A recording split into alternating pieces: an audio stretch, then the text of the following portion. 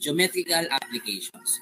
So, kung medyo naaalala nyo pa yung mga formulas pagdating po sa, particularly po sa analytic geometry. Ayan. So, I'm talking about dun sa mga, let's say, yung mga graphs na na-discuss sa inyo during your pre-calculus, during your probably mathematics for engineers nung kayo ay first year. Ayan. Mostly, I think that is MFE2, no? Kung hindi ako nagkakamali. Okay? So now, let's talk about this one. Ayan. Parallel and perpendicular lines. Okay. So, ano ba yung medyo natatandaan natin pagdating sa mga ganitong klaseng set of lines? Of course, syempre, pag parallel lines, syempre, these are the set of lines that do not meet, diba? So, sila yung mga hindi nagkikita. Yan. Okay.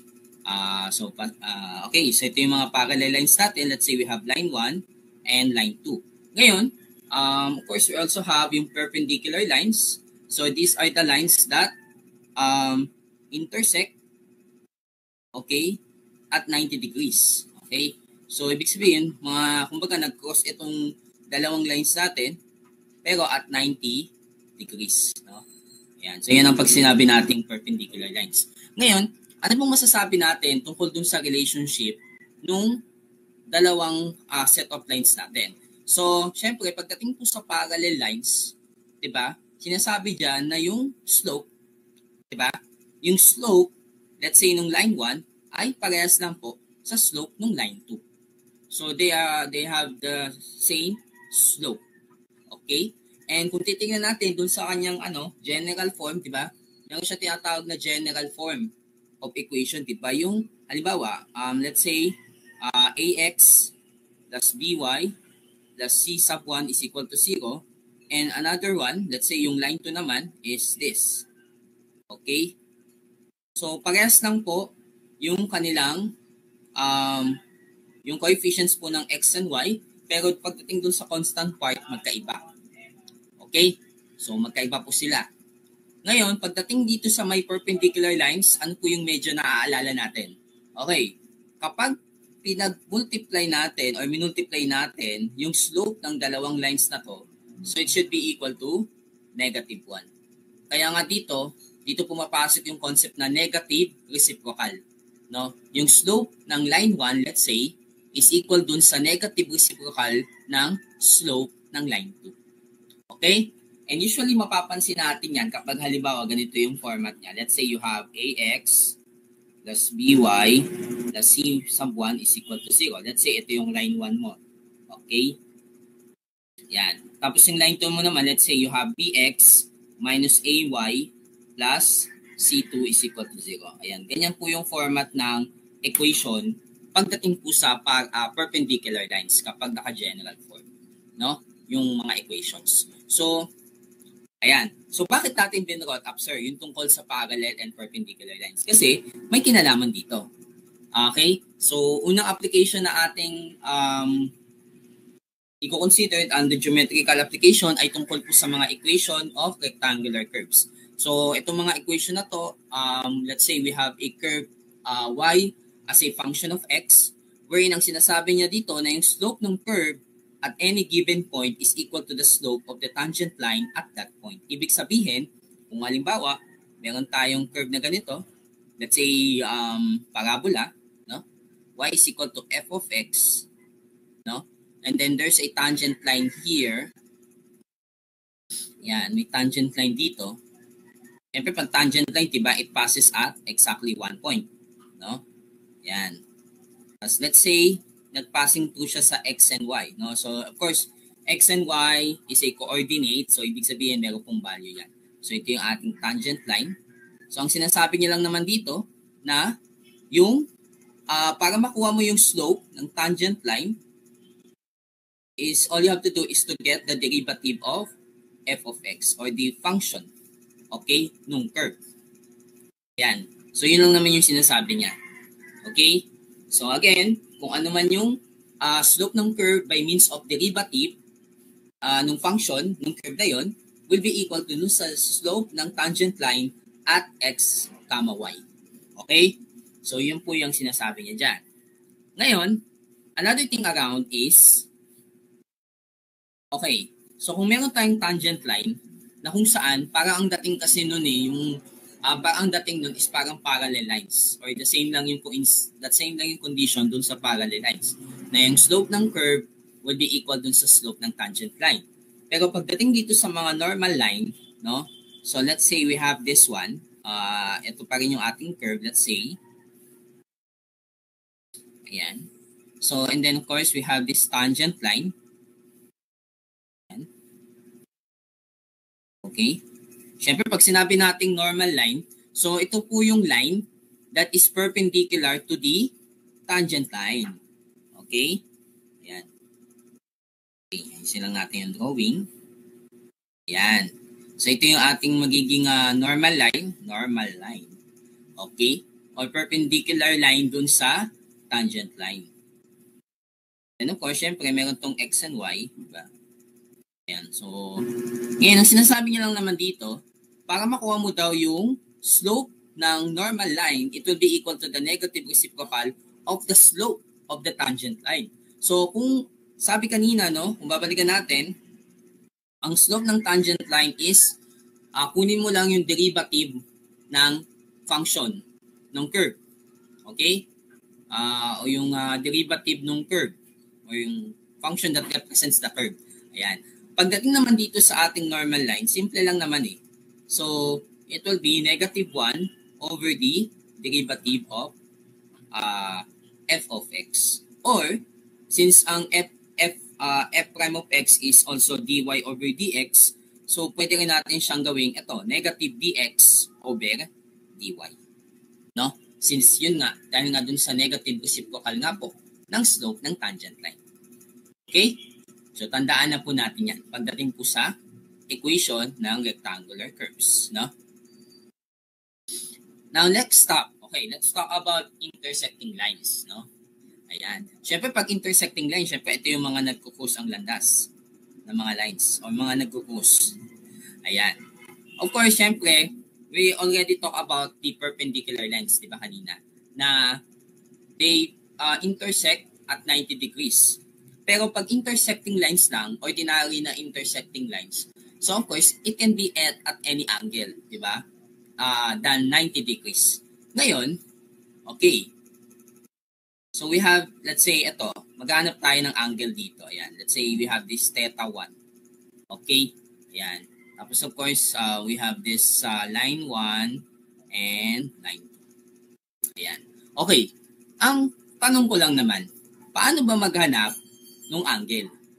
O sabihin na natin yung angle between the intersecting lines. So actually, meron itong dalawang angle. Siyempre, we have theta 1 and meron ka rin ditong isa pa. No?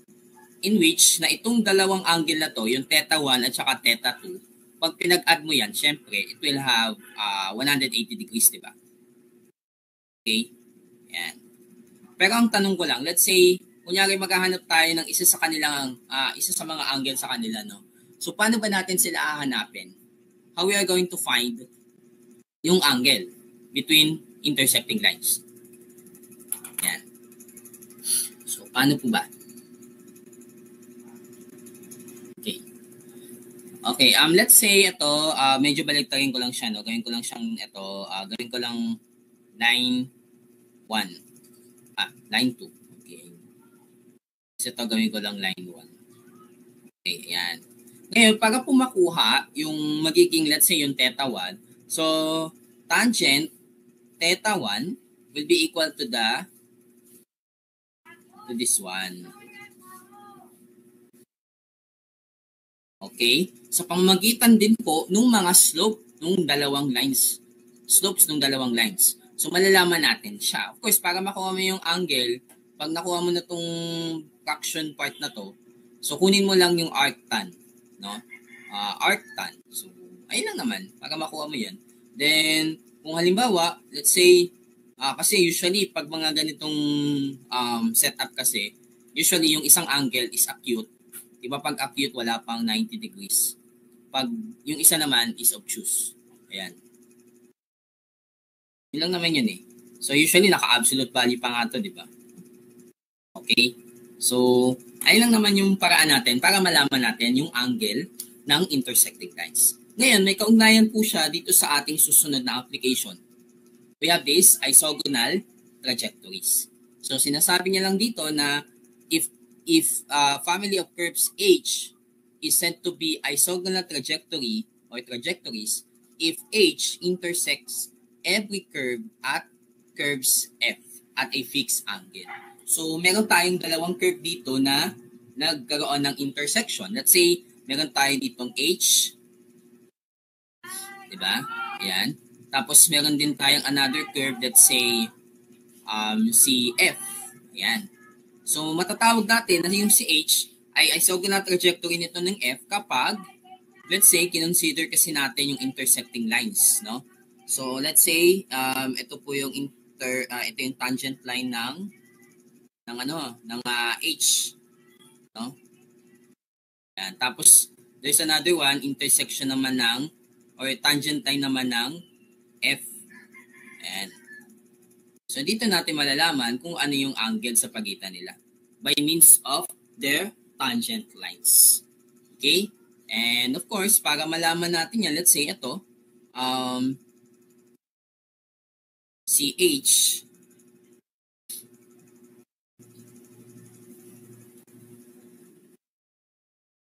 let's say itong si H, siya yung may let's say ito yung may slope na M1.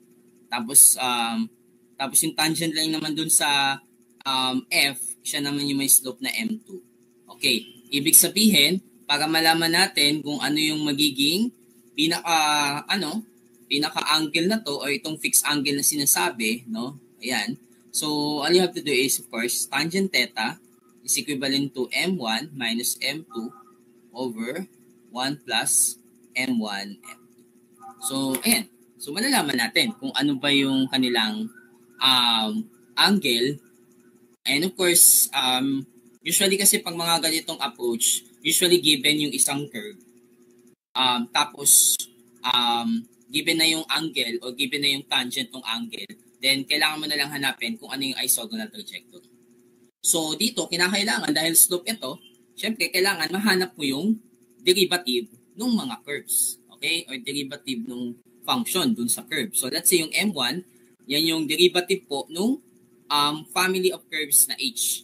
Tapos yung M2 naman, ito po yung derivative naman para dun sa family of curves ng F. Okay? So yan po, malalaman nyo po kung anong angle ang meron sa pagitan po ng dalawang tangent lines dun sa dalawang curves. Okay? By means of isogonal trajectories. Okay? Yan. Actually, yung kanina, yung tungkol po sa intersecting lines, babalikan ko lang to. Actually, dito rin naman nanggaling yung concept nung tungkol sa parallel lines at saka sa perpendicular lines. Wherein, kapag halimbawa ito, yung, let's say, yung angle dito, ginawa mong 90 degrees, so makukuha mo yung relationship pagdating sa perpendicular lines. Then, pag parallel lines, dahil wala nga po silang intersection, so ano bang intersection nun? Wala. Kung tangent 0, o tama, pag parallel lines, so ang kanilang magiging intersecting angle is 0 degrees kasi hindi naman sila nagtatagpo. No? Ayan, dyan lang din man yun nanggaling sa concept po ng angle between intersecting lines. At ito pong susunod na trajectory, so we have the orthogonal trajectory. So, unlike the isogonal trajectory na it can be at any fixed angle, so dito, at right angle lang siya. Okay? So, kaya kung titignan natin yung magiging derivation nung paano ba mabubuo yung relationship sa pagitan ng slope o ng derivatives nung mga curves. So, ang gagawin lang natin, of course, gamitin lang natin yung formula kanina. So, ang ginawa natin, yung theta, sinet natin na 90 degrees, di ba? Yan.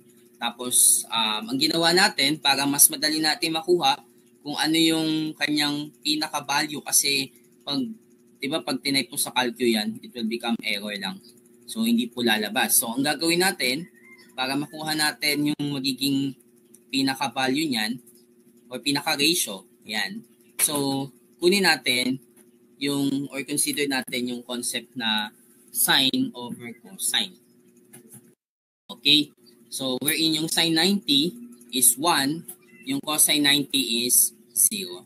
Ayan. Then, do the, cross multiplication para mabuo itong pinaka-equation natin. And then, later on, ito na po siya.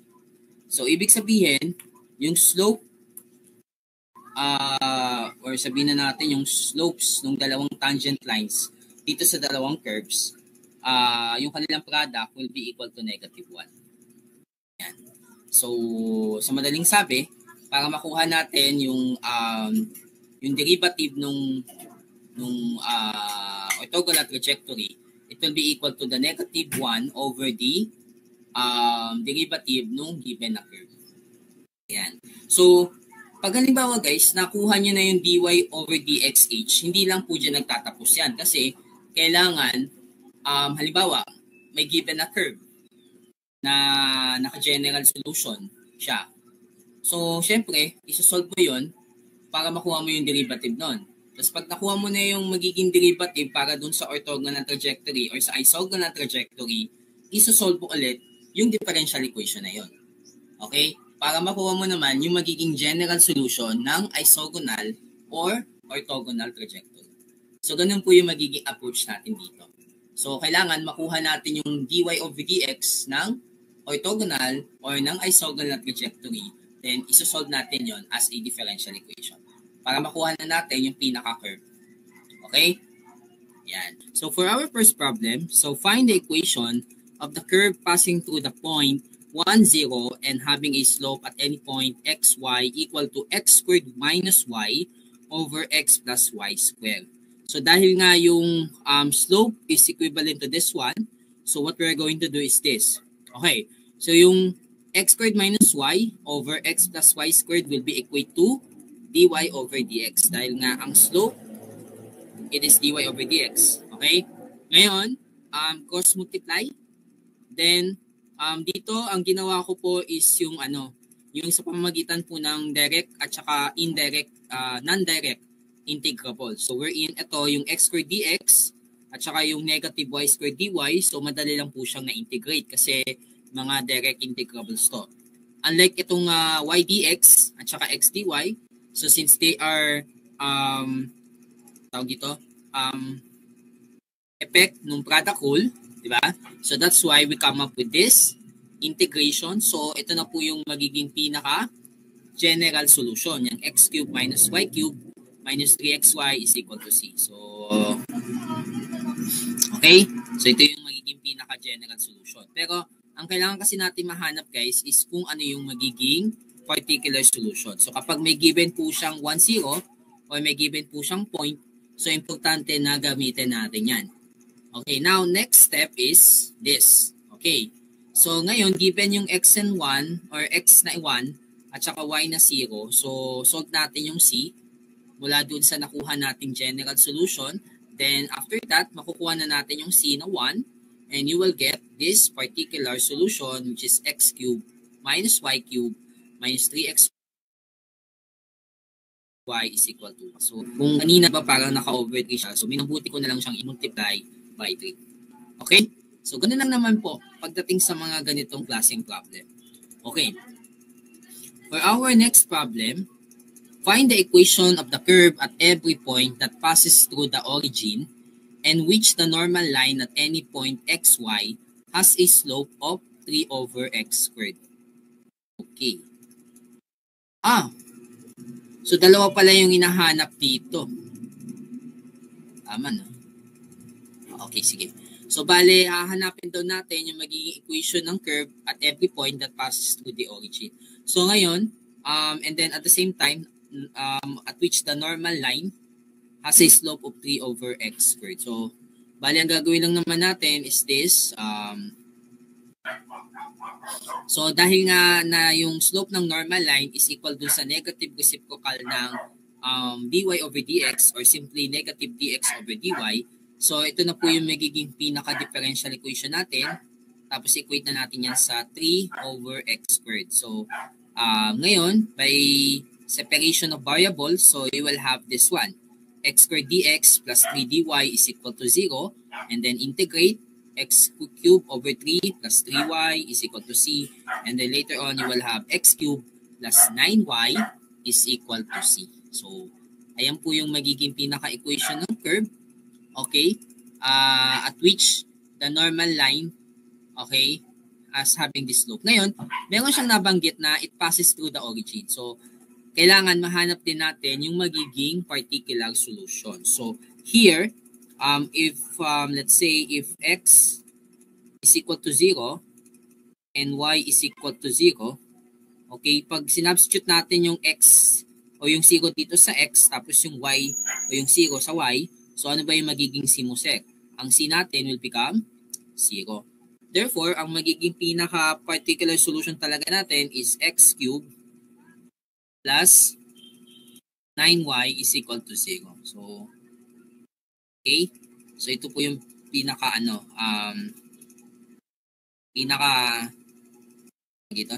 particular solution. O ito po yung pinaka-final answer natin talaga. Okay? So, yung x cubed plus 9y is equal to 0. Ayan. So, yan po yung hinahanap natin para sa pangalawang problem. For the third problem, find the isogonal trajectories of the family of curves x squared minus y squared is equal to c if tangent theta is equal to negative 1/3. So, dito, mapapansin natin yung given na curve or family of curves ay hyperbola po ito. Okay? So, hyperbola po siya. Ngayon, ang gagawin natin, first thing to do, step 1, kunin mo yung magiging y prime nitong x squared minus y squared is equal to c. That is the first step that you are going to do. Okay? So, kunin mo yung y prime. No? Kailangan makuha mo yung y prime at any means. Okay? So, first thing to do, kunin mo muna yung differential ng bawat or derivative ng bawat terms. So, you will have 2x minus 2y prime is equal to 0. And then simplifying para ma-isolate yung y prime, that will be equivalent to x over y. And that x over y will serve as the dy over dx nung f. Okay? Yan. So, tama naman guys, no? Ayan. So, ito na yung magsisilbi bilang m2, yung x over y na galing dun sa given, f. Ngayon, para makuha naman natin yung magiging derivative naman, para dun sa isogonal trajectory na kailangan nating malaman is we are going to use the formula. So ngayon, gamit yung tangent theta na negative 1/3, tapos yung m2 na x over y. So ito guys, kailangan be careful on this one. Kailangan medyo mag-ingat po kayo dito. Kailangan makuha nyo po kung ano yung magiging m1. So ayan, medyo iniisa-isa ko lang siya dito para makita nyo po kung paano po siya nabuo. Ayan. Then, until such time na nag-cross-multiply na po ako. Nag-cross-multiply na, then, kinakailangan po na ma-isolate lahat ng may mga M1 para pwede siyang i-factor out. Okay? And then, later on, ang makukuha nyo pong pinaka-M1 ay 3x minus y all over x plus 3y. So, yan yung magiging slope ng inyong isogonal trajectory na kailangan malaman. No? So, kung kanina, di ba, yung ang derivative nung una is x over y. Tapos later on, naging 3x minus y over x plus 3y. Ayan. Then, tawag dito, equal na natin siya sa dy over dx. And then, ito na, isasolve na natin tong equation na ito, dy over dx is equal to 3x minus y all over x plus 3y. Then, dito, again, cross multiply. Then, pwede kang gumamit ng kahit anong paraan kung paano mo siya ma-integrate. Pwedeng by, hindi siya po pwedeng, hindi siya pwedeng separable eh. Hindi rin siya pwedeng linear eh. Parang pinaka-least na pwedeng yung magamit dito is inexact or by inspection. Ayan, yung integration by inspection. Yun na lang yung tanging magagawa nyo. Pero wag na kayong mag-solve na parang, let's say, gawin nyo pa siyang homogeneous kasi mas madali naman siyang isolve eh. Tutusin. Okay. So, ito na, in-integrate yung 3x dx, tapos yung 3y dy, tapos yung y dx plus x dy, and then you will come up with this general solution. Anyway, wala namang pong nabanggit kung anong values ng x and y, kaya stop na po tayo dyan sa part na yan. So, you have 3x squared minus 3y squared minus 2xy is equal to C. Ayan. So, kung anong klaseng curve yan, malalaman nyo yan sa pamamagitan ng b squared minus 4ac. B squared minus 4ac. Yan bang 4 times 3. May ganun, di ba? Yung sa discriminant. Di ba? Pagdating sa mga conic sections. Ayan. So, alamin nyo na lang kung alin siya doon. Okay? Pero more or less, parang ellipse ata ito eh. So, if I'm not mistaken. No? Okay. So, ngayon, kusita tayo sa ating susunod. Orthogonal trajectory naman para sa y squared is equal to cx. So, basically, itong y squared is equal to cx is a parabola. Parabola na horizontal. No? Horizontal parabola siya, bale. Kasi y squared. Diba? Ngayon, ang gagawin natin, ganun lang ulit. Kunin mo lang yung magiging y prime mula dito sa y squared is equal to cx. So ito ang ginawa, kinuha mo na yung or kinailangan mo nang ma-eliminate yung constant. Okay? So elimination of arbitrary constant na. So ngayon, ang nagiging y prime natin mula dito sa y squared is equal to cx ay y over 2x. Na siyang magsisilbi bilang dy over dx ng f. Ngayon, para makuha natin yung dy over dx ng h, kunin mo lang ang negative reciprocal ng y over 2x and that will become negative 2x over y. And from this negative 2x over y, i-equate nyo na siya sa dy over dx, then do the cross multiplication so that you can integrate 2x dx maging x squared, yung y dy maging y squared over 2. So ito medyo inayos na lang din siya. Okay? Inayos na lang. Pero gano'n lang naman din yun eh. Cross multiply, then ilagay mo lang sa isang side para mas madali. Then you will have 2x squared plus y squared is equal to C. Which is, ano siya, no? Ellipse. Okay? So yun po. So bali ang naging orthogonal trajectory pala nitong mga ganitong klaseng parabola ay mga ellipse pala. Okay? So ayan.